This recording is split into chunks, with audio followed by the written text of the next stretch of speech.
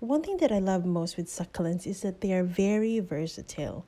You can just plant them in your garden, create small gift pots, maybe a bouquet, a wreath, or put them together in an arrangement. It is important to know, though, that there are a lot of different varieties of succulents and each has their own water and light requirement. So when putting them together, we have to choose those that have similar requirements that will thrive in the same environment. Today, I will show you how I put together an indoor succulent arrangement and share some tips to ensure that they grow well inside your home.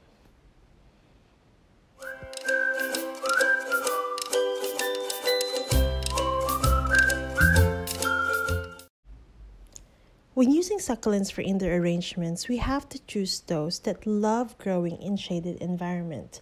The general idea is the more colorful a succulent is, the more sun exposure it needs. Otherwise, it will elongate and just turn back to being green, leaving you disappointed, especially if you're after a colorful one.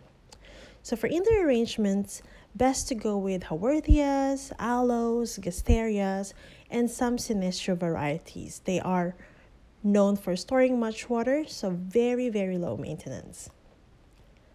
I have here a beautiful round concrete pot, which I just filled halfway with succulent soil mix, the succulents that I want to use, some rocks, and also some river pebbles for top dressing. All right, let's start. First, we use this gorgeous Gasteria little Warty. These succulents that I have been growing in their nursery mix, so I can just remove them from their plastic pot and put them straight in, and their roots will just grow through the rest of the soil. The idea is to start using the taller ones first, so it kind of give a frame to your arrangement. Next, I will put this Aloe Crosby's Prolific, which is a beautiful succulents with little spikes, but it's not pointy. They're not pointy and not sharp, so adding it just gives a little bit of texture. For the front part, I decided to use two rosette shaped ones. So first is this Echeveria purpusorum, which is a compact, slow growing, and has a good shade of green with some red edge lining and specks. And then I will also add this Haworthia Retusa, which is so pretty because it has a translucent looking leaf, so it's almost like you can see through it. Once happy with how they look like, we then just fill up the spaces with soil mix just to stabilize the succulents and just to make sure that they are anchored properly. And then just a little tap here, a little tap there, and maybe just do a little cleanup. Just brush off any loose soil and just make sure that all is looking neat and tidy.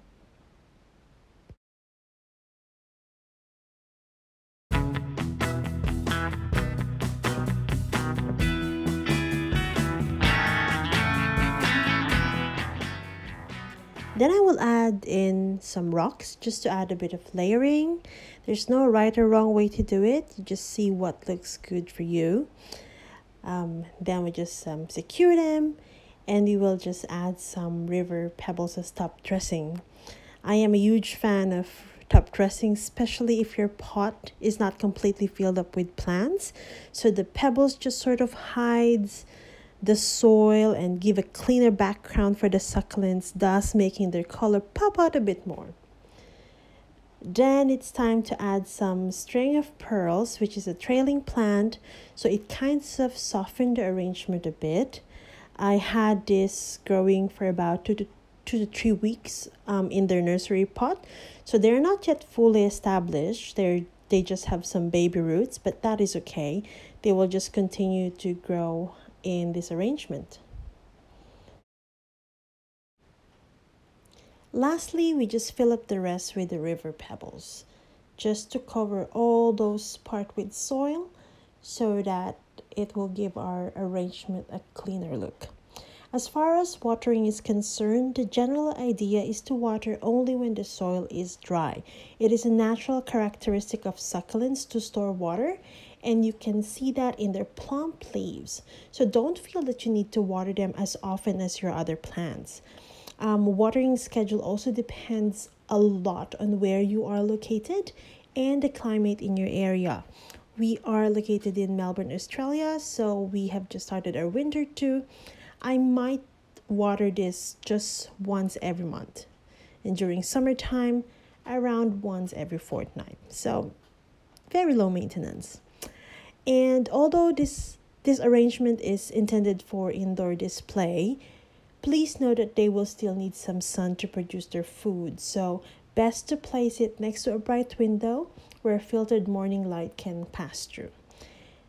And that's it. I hope that we were able to share a tip or two, and feel free to leave a comment if you have any questions or any suggestions. Please subscribe to our channel too, and until next video, ciao ciao.